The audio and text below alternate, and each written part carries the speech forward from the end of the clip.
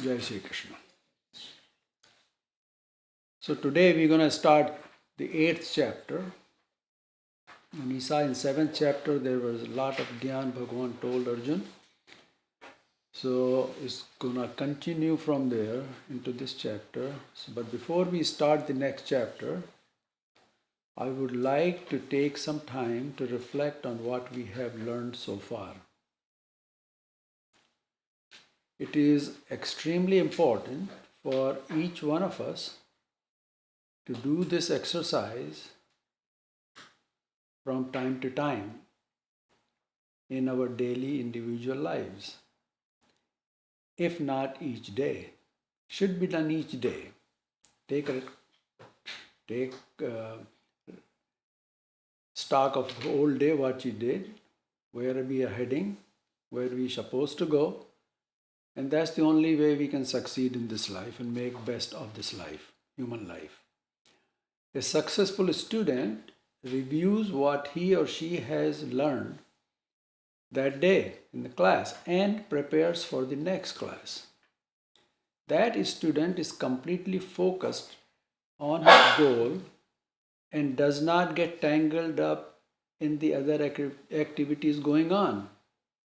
Similarly, to be successful in our lives, each one of us must identify our goals, know the ways to achieve them, and most importantly, work to attain our goal each day.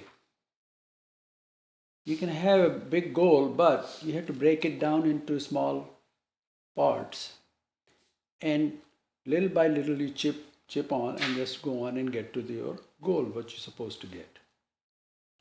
I'm sure we have heard the story of the race between the rabbit and the turtle. Steadiness, even though slow in speed, wins the race. Having said this, we will go to the next level and then take this up in the light of the words spoken by Bhagavan Sri Krishna.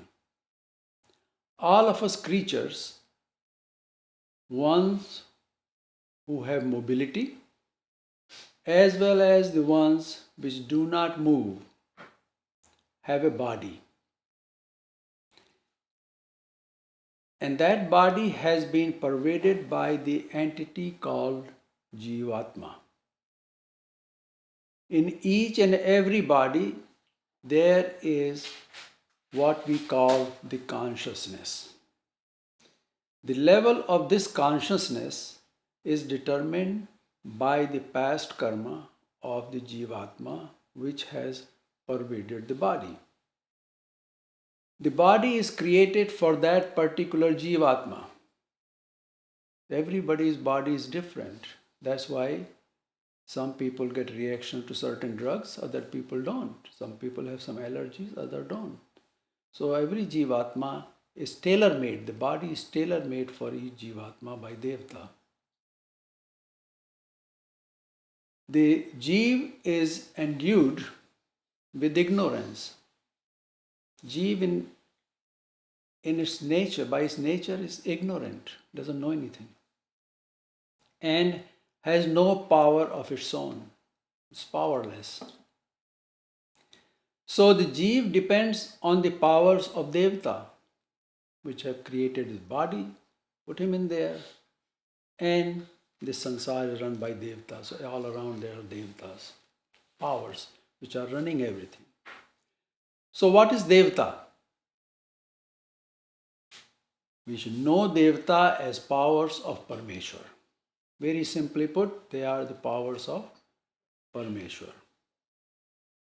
Parmeshwar doesn't do anything, everything goes, and Devta do everything on behalf of Parmeshwar. The main power or the Shakti of Parmeshwar is called Maya. It is the Maya which acts according to the instructions of Parmeshwar. Maya doesn't do anything on her own. Whatever Parmeshwar's will is, that's what Maya will perform. It is important to know that there is only one Parmeshwar. The Parmeshwar is unmanifested. However, the Parmeshwar manifests in this creation of his own from time to time. This creation belongs to Parmeshwar. It is his creation. And there is only one Parmeshwar. And that Parmeshwar, which is unmanifested, does manifest in this sansar from time to time according to his will. Nobody tells him when to come in. He just shows up. It is the glory of Parmeshwar. Glory means vibhuti. That manifests most of the time. Just like there is avatar of Ram. Bhagavan Krishna says in Gita that the shastra dharan, the power to keep the shastra with him is my glory in Ram. So, however, to impart the jnana, the Parmeshwar manifests in person. Parmeshwar can manifest in different ways whenever need to be, for whatever reason, to do certain work, just like Bhagavan Krishna came in primarily to destroy the asurs. And then he also gave jnana. So, but when Parmeshwar he decides that I have to give jnana to certain jeev, then he comes up as in the human form. So the jeev which is in the human form will go along with what he says. Like Bhagavan Sri Krishna manifested for Arjuna, it is the ignorance of humans which makes them think that their God is different and it is only their God which will save them. Everybody has their own God, their own. The fact is that there is only one God. This God is correctly called the Parameshwar, meaning the one with the highest supremacy and is omnipotent as Aishwarya. That is why it's called Param Aishwarya, that's Parameshwar. The Parameshwar is with all the powers that exist, and all the powers that exist is because of him only. It is our ignorance which makes us look at others as different and create the conflict. This is the nature of Jeev. Everybody else is different than I am. And that is the root cause of all the conflicts in the world. Due to our ignorance, we humans are totally fragmented. Although we are all same, we don't know that, we don't realize that. And we are totally fragmented. We are not whole. And these fragments keep going in different directions or at all time. So what is this fragmented state of human beings? It is our mind which is not whole. We are played like puppets by the Devata according to our karma. In the last chapter, chapter 7, Bhagavan tells Arjuna that those who worship me are the ones who have performed good deeds or sukrat. And they are of four kinds: Arth, Jigyasu, Artharthi and Jnani. And out of these four kinds, I am dearest to the Jnani and he to me. Why so? Why does he say I am dearest to Jnani and Jnani is dearest to me? Because due to the Jnana, the mind of the Jnani is whole. It's not fragmented. That power of Jnana keeps the mind as whole as one. And so he is capable of ek bhakti or the devotion to that one Parmeshwar. Nobody else can do that. You have to have mind as a whole entity in totality. And then and only then we can worship and to Parameshwar. Therefore, it is of utmost importance that we know the Parameshwar, because that is what Gyan is. However, only the Parameshwar can enlighten us on this in this matter. Nobody else can do it. Nobody else has Gyan except Parameshwar. In Gita, Bhagavan Sri Krishna tells about the Parameshwar in chapter 15. One can read Gita over and over. However, unless one is bestowed with the Kripa of Parameshwar, the true meaning will not be understood. Because of this, most humans consider Sri Krishna to be an avatar of Vishnu. This is due to the lack of knowing the truth. Now we will look at one of the qualities of Parameshwar. Parameshwar has all kind of qualities, full of qualities. There is no evil there, nothing, no deficiency. But we'll today look at one quality. It is that he treats all fairly.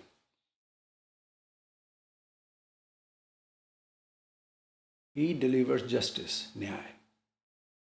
He does not treat anybody unjustly. So what is this justice? It is to get all to their full potential. That is justice. No favoritism. Everybody, whatever their full potential is, Parameshwar will make sure that you get it.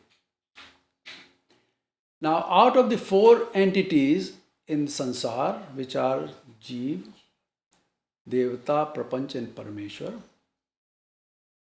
it is the Jeev who is lagging behind. Jeev is not getting to his full potential.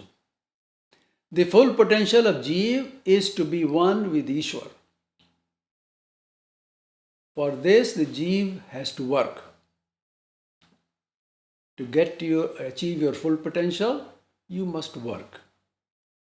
Parameshwar will help, but Parameshwar will not make you what you're supposed to be. You have to do on your own and ask for help. That is why the Parameshwar created this Srishti. And the Srishti, what is Srishti? This Srishti is nothing more than field of action. The creation of Srishti is also action, karma, we will see later on. And all Jeevs are sent here to perform karma, to improve themselves and increase to get to their full potential. That is why Parameshwar created Srishti and imparted the Gyan to each and every Jeev. Of course, most of the Jeev do not follow the Gyan. They go different way. That's what I said earlier. The mind is fragmented. There are 5 indriyas. So each indriya is pulling the mind every which way. And that mind is going into some objects of those senses at all the time in every direction. Multitasking mind, see? And doesn't go to the right path which is supposed to go. So Gyan doesn't help him. In chapter 7, Bhagavan said that those who do not possess the Gyan consider my manifested form as an ordinary person. To them, it's just like anybody else. I only reveal myself to those who do my bhakti. Because there is no reason to reveal to somebody else who doesn't value Parameshwar, does not acknowledge Parameshwar. Why should he? Why should he reveal to him? Because he will just not Pay any attention. They rise above desire and aversion. Now we have seen in last chapter there are two things which cause the problem for humans is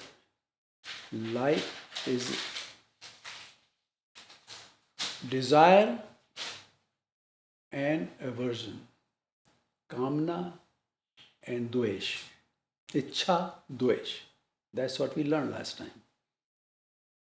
But the jnani, bhakt, rises above each one of these.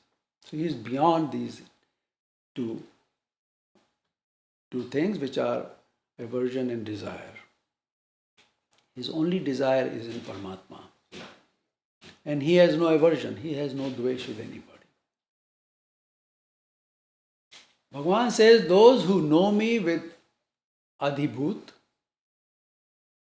Adhidaiv, and Adhiyagn, those who know me like that, with these three things, I remain steadfast in their mind, and they know me even at the time of leaving their mortal body.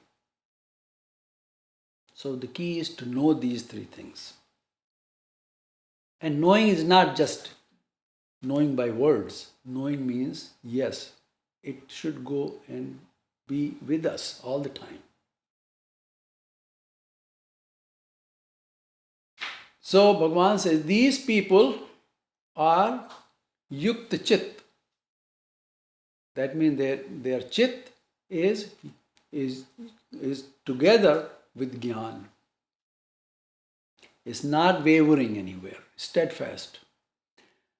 Bhagavan said that those who take refuge in me to be free of old age and death, we saw that last time, and make effort for this, they know well as to what is Brahma.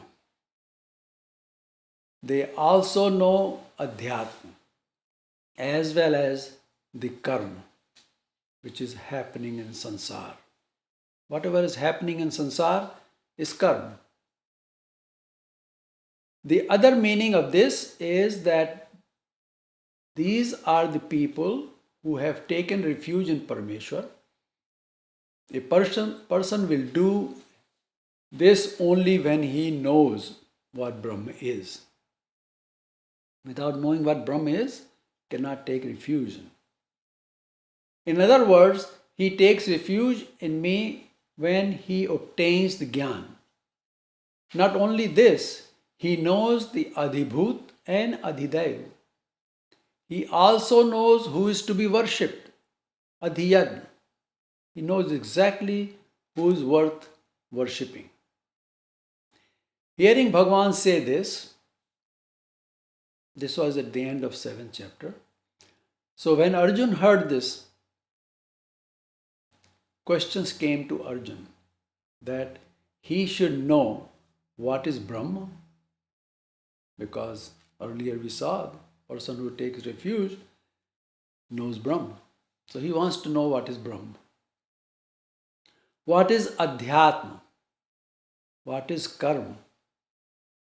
What is Adhibhut? And Adhidaiv. And knowing these, how these people think of Bhagavan while leaving their body. So these are the things Arjun wanted to know. So Arjun asked Bhagavan questions in the first slok of this chapter. Arjuna uvacha kim tad brahma kim adhyatmam kim karma purushottama adhibhutam cha kim proktam adhidaivam kim uchyate. The next stroke also is adhiyajñah katham kotra देहेऽस्मिन् मधुसूदन प्रयाणकाले च कथं ज्ञेयोऽसि नियतात्मभिः.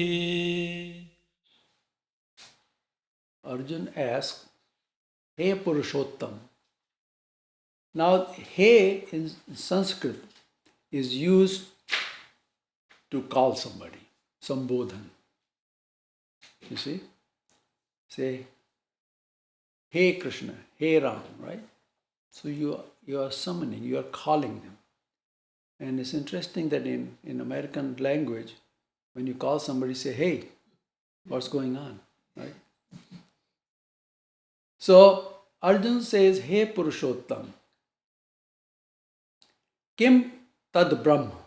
What is the Brahma? Kim adhyatma? What is adhyatma? Kim karma? What is the karma? In other words, what is happening in the sansar? What is it? Remember we said, whatever is happening in sansar, that's karma. He says, what is it? I want to know. Kim adhibhuta? What is adhibhut? And adhidaivam kim uchyate? And what is called adhidaiva? Adhiyagna katham kotra? Who is the rightful receiver of the worship, yagna, and has the right to give moksha, which is the fruit of that worship. So he wants to know who he should worship, who can give him moksha. Dehe asmin, in this day, O Madhusudan, the destroyer of all pap, all evil, I want to know.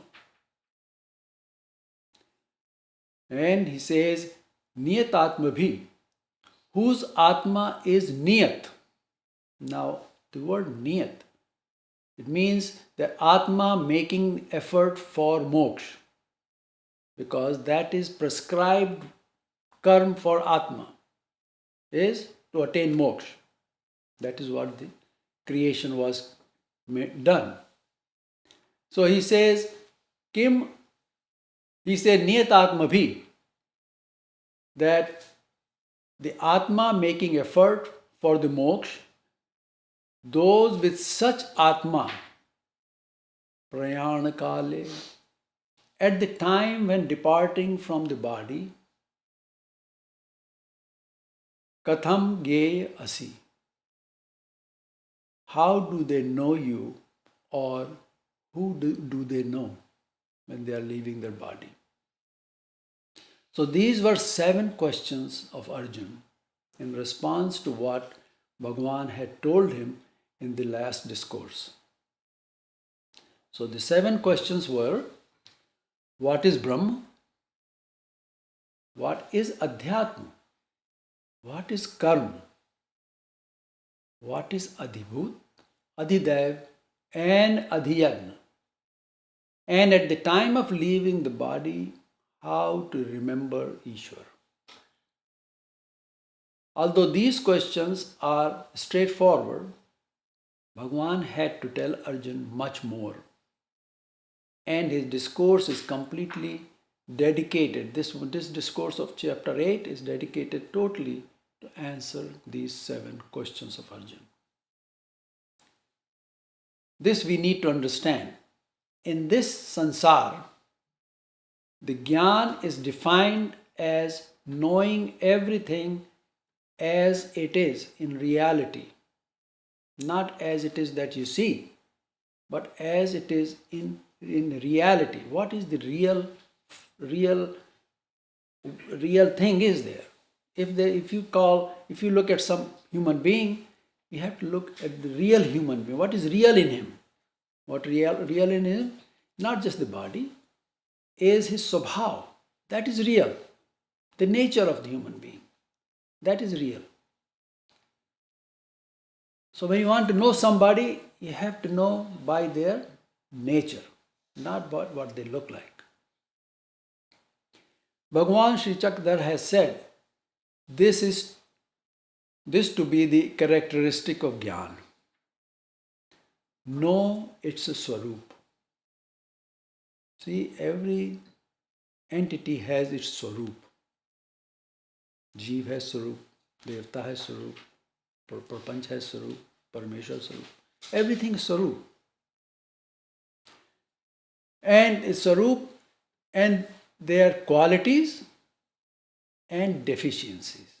In sansar, nobody is totally filled with qualities only. Everyone has some deficiencies. Look inside and out. In case of humans, see their swabhav. This is the lakshan of jnana. Unless you see the swabhav of somebody, you will never know what they are. This is the lakshan of jnana, characteristic of jnana. If you know everything in reality inside and out, then you are jnani. There's nothing magic here. It's just the knowledge. Arjun asked this lakshan of jnana. Up until now, Bhagavan explained to Arjun what Atma, Prakriti, Paramatma is and how to remember him. In all these chapters we read. However, he did not describe in one place as to what this sansar is, what Jivatma is, what Paramatma is, and how the sansar runs. All this he has explained in a concise form in this chapter. He has also explained that those who worship him, in the end, how do they go to him? For this purpose, Bhagavan used a term, prayan kale, meaning when one leaves the sansar. However, prayan has many different forms. There are different kind of prayan. You come to visit somebody and you leave them, go to your own home. That's prayan. Departure, to move, to leave. It is happening at every moment in our life. Who knows when the end will come? Nobody does. So, when someone says that when the end is near, then I will remember Paramatma. Because Bhagavan said, if you remember me at the end, you can come to me. So they say, I'll wait till the end. Until then, I'll enjoy life in this world. And when the end comes, I'll remember him and I'll be there with him. The fact is, they are in the state of delusion. The end has several forms. One which happens every day. One is the end of a stage in the life of human being or all the creatures. When the childhood ends, the adulthood arrives. And when it ends, the old age arrives. So, there is end of the stage of life. We do not feel about, but the body is declining every day. The body loses particles called parmanu, which is made up of several each day, lot of parmanus. And the new ones are formed every day. That's what the body is. The consciousness within us and the Devta Shakti, that's what it does. It generates more parmanu, new parmanu, and the old ones disappear. Their job is done, they are gone. We shed them. Every 7 years, all of the particles, all the parmanu of the body are renewed. The 7-year cycle. In the youth stage, more particles are formed than what is lost. If an ounce is lost, 1.5 to 2 ounces will be formed. Depending, this is what the health is.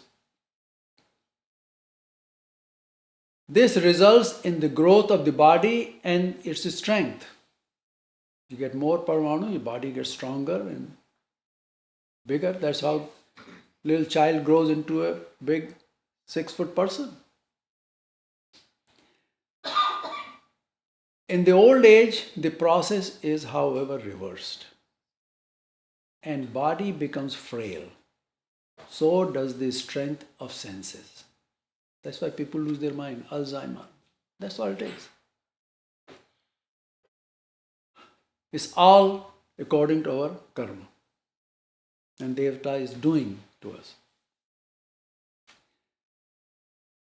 This is happening each day, every moment. Therefore, the body advances towards death each and every day and every moment. Similarly, the stage of life also ends. When the Atma leaves the body, that too is the end. So, which prayan Bhagavan is talking about here is what we need to look at. Somebody said the other day, when a person is alive and breathing, I think it was Shrimad Bhai, he can get up. Even if it's 200, 300 pound person, he can get up, move on, go on. He's got all the power inside.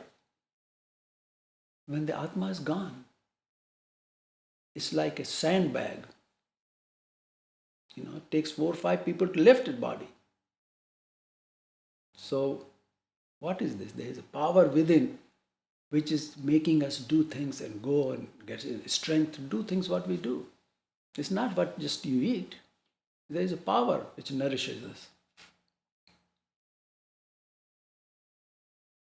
So Bhagavan is talking about here, this is what we need to know, what prayan Bhagavan is talking about.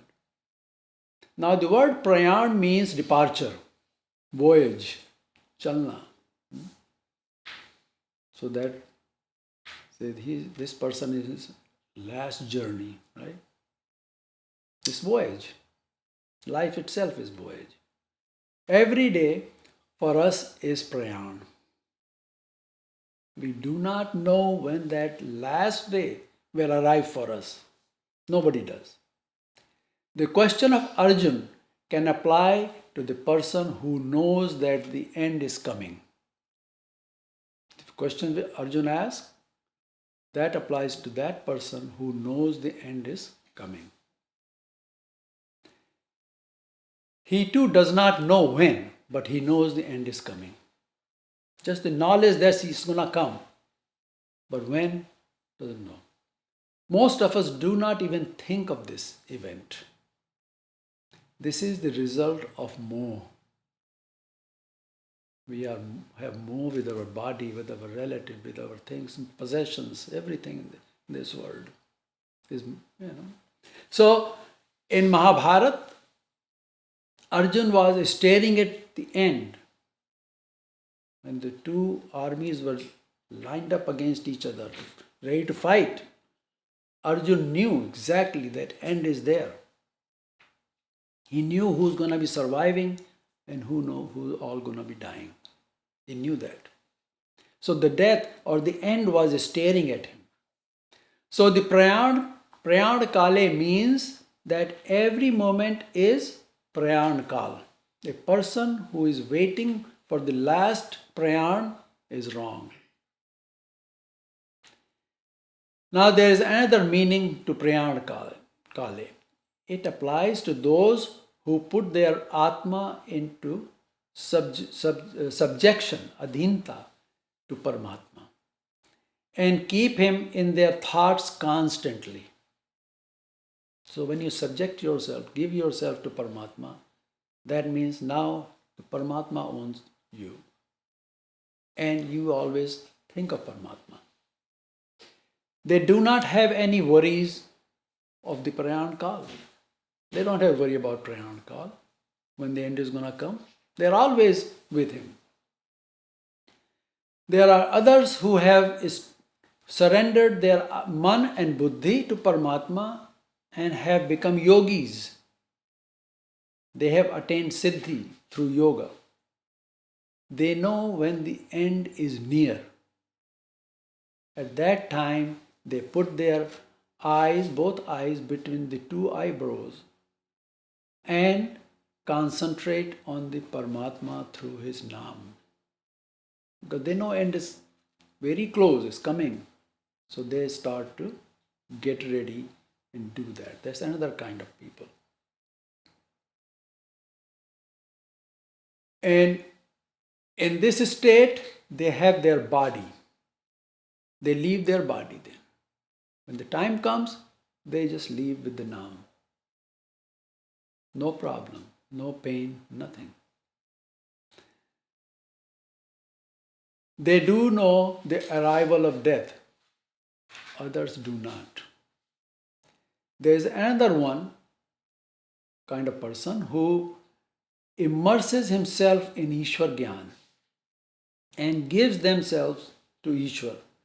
To them, Ishwar makes aware that it is time to start getting ready. Those who wait till the old age to remember Paramatma, they are unable to do so. Only those who have practiced all their life are able to do this, and nobody else. Now we look at what Bhagavan tells Arjun about his first 6 questions. And then we will take up the 7th one, which is Prayanakal. So, Bhagavan says, Shri Bhagavanuvāca Aksharam Brahma Paramam Svabhavoddhyatmamuchyate Bhuta Bhavodbhavakaro Visarga Karma Sangitaha. Bhagavan says, Paramam Brahma Aksharam. The supreme Brahm, Param means supreme, Brahm is called Akshar. Akshar is the one which is not subject to any Kshar. Okay. In other words, the one which is supreme and immutable is called Brahm. Another meaning of Akshar is that looking at whose Swarup gives pleasure and bliss to you. Aksh means eyes, eyesight, and Kshar and Aksh Rama. Rama means Raman. That means you get bliss out of it. You get anand out of it. By looking at something, you get anand. So the person, if person can see the Paramatma or the Brahm, he gets the very nice, very good, the best anand that there is. He gets that anand by looking at it. So that's another meaning of Akshar. So Brahm is Akshar. The one which is immutable and is pleasing or blissful is called Brahm. That's why when somebody is doing Ishwar Bhakti and Ishwar reveals themselves to him, they are totally finished. They are totally different people. They are always stay in that bliss of Paramatma. Always enjoying that. They never forget it. Swabhavo adhyatma uchyate. What is adhyatma? That was question of Arjun. Bhagavan says Swabhav is called adhyatma. Now what is this Atma within us? Every one of us say we have Atma. What is this Atma within us? It is Swabhav. The need to be understood.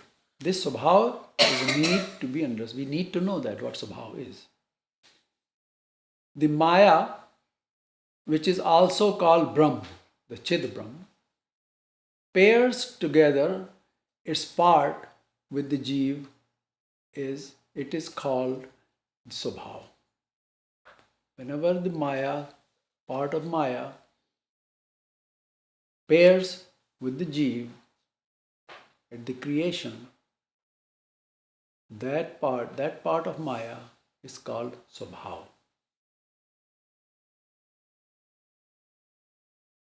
it is this which gives life, the consciousness to Jeev. Without that, Jeev has no consciousness. This part of Maya called the Maya's own bhav. That is why it's called Swabhav. Here, bhav means Maya's own sarup. Maya takes part of sarup and makes it just like Jeev and pairs with that Jeev, individual Jeev. Every Jeev has got a part of Maya paired with it. And that's what gives the Jeev consciousness. Okay? So that is Swabhav of Maya's own Swabhav, which Maya gave to Jeev. When Maya, with the inclination of Ishwar, this is all done because Ishwar wanted Maya to do that. Maya didn't do anything on her own. With the inclination Ishwar, paired its part with Jeev, it is called Adhyatma. Pairing of the Maya's part with Jeev is called Adhyatma. Now, why is it called Adhyatma? That, we'll come to that a little later on. Pairing of Jeev with part or ansh of Maya, which is Maya's Swabhav, is called Adhyatma. This resulted in Jeev becoming Atma. Jeev was not called Atma because Jeev could not do anything on its own. When Jeev was paired with Maya's Sarup, part of Maya's Sarup, the Swabhav, and that process is called Adhyatma. So Jeev become Atma now. Following this, the Jeev descended in Sansar. Otherwise, Jeev could not do anything. So we have Jeev, which is totally ignorant with no power at all. And Jeev and this part of Maya which is paired with the Jeev, which is Maya's own bhav, Swabhav. So this became the Swabhav of Jeev because Jeev had no Swabhav of its own. And it is also now the Atma of Jeev. That part of Maya which is paired with Jeev Sarup is now the Atma of Jeev. That's why people say, an Advait Vedant, Tera Sai Tujme. You see, look yourself inside. You are Paramatma. You see? That's what they're talking about. So, it becomes now Jivatma. Jeev with Atma is Jivatma. Which Atma is the part of Maya which is Swabhav of Jeev and Swabhav of Maya. And it is called Adhyatma because both live together. Jeev and the part of Maya which is paired with the Jeev, they always stay together till the moksha. So that is what is called Adhyatma, living with Atma, Adi Atma. So Atma here is that part of Maya, which is Maya's Swabhav, is Atma of Jeev, and Jeev became Jivatma, so Jeev can do something now as consciousness. So it can do something. So this is what Bhagavan said to him. Bhut bhava udbhav karo visarga karma sangita. The word sangya means the name, which is used to address. So, karma sangita means what is called karma, what is the name of karma. Karma is which does bhoot bhav udbhav. Here in this there are three words: bhoot, bhav, udbhav. Bhoot is prani and is used for prani and also for the prapanch in which the prani is residing. That's bhoot. So in Gita, Bhagavan Krishna always use the term bhoot for prani. Bhav means existence of that prani. And udbhav karo means genesis and uplifting of that prani. So the karma, what is karma? Karma is which causes the genesis, existence and uplifting of prani, beings. In other words, that what brings jeev in sansar and lift them higher is called karma. That is what karma is. How does Ishwar do this? Paramatma also does karma. Bhagavan Krishna said, I do karma. Everybody who comes here does karma. Because that is the law of sansar. He says, how does Ishwar does karma? Visarga. He gives encouragement to beings or the jeev. Ishwar brings the jeev in sansar, gives the jnana and encourages them to lift themselves beyond the sansar. That's what karma is. So what is our karma here?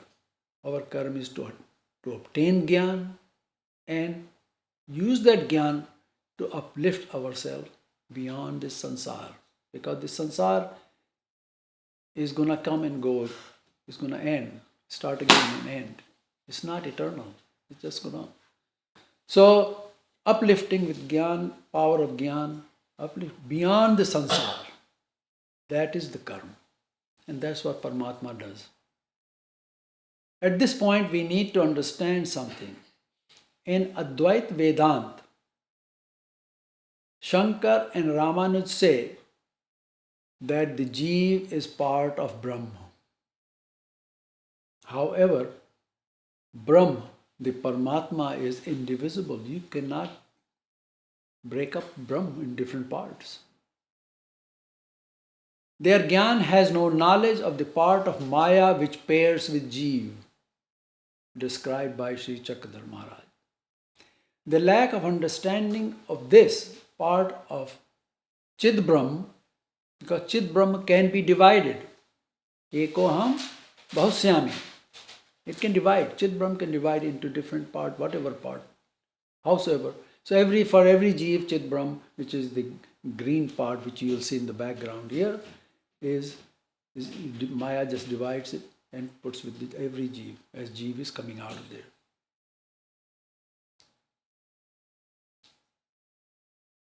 And the lack of this knowledge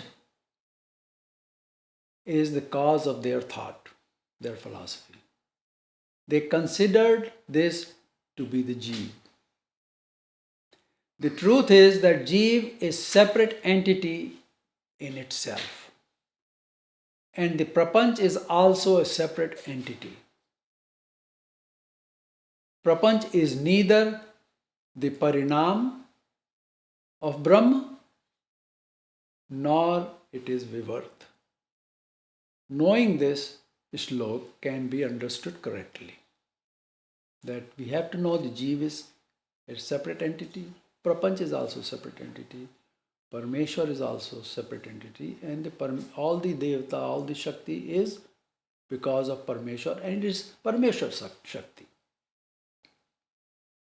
In light of this jnana, the Srishti was created, and jeev were brought into to give them jnana, and they were encouraged to lift themselves above the sansar, get out of the sansar, come in sansar, uplift yourself, because this is the field of action.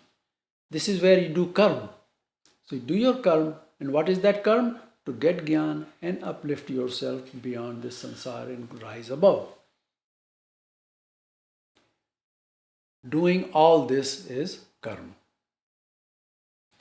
Thus, creation of the Srishti is karma. However, the goal or the purpose of the creation was to elevate, udbhav karo, to elevate the swarup, bhav, bhut, bhav. Bhav is swarup, bhut is prani. The bhav or the swarup of prani, jeev swarup, uplift the jeev swarup beyond, so it goes beyond all the devatas. Meaning to free all the jeev from the bondage of their karma. With the jnana only you can do that. This is the correct meaning of this shloka. Aksharam Brahma Paramam Swabhavo Adhyatma Uchyate Bhut Bhavo Udbhav Karo Visarga Karma Sangita. This shloka describes the answer of the first three questions of Arjuna. That what is Brahma, what is Adhyatma, and what is Karma.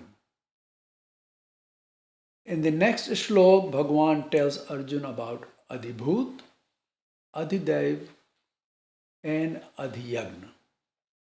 And we will take that up in the next time, because this is enough for us to understand right now. If we understand this much, then we can go to next step. Shri Krishna Arpanamastu.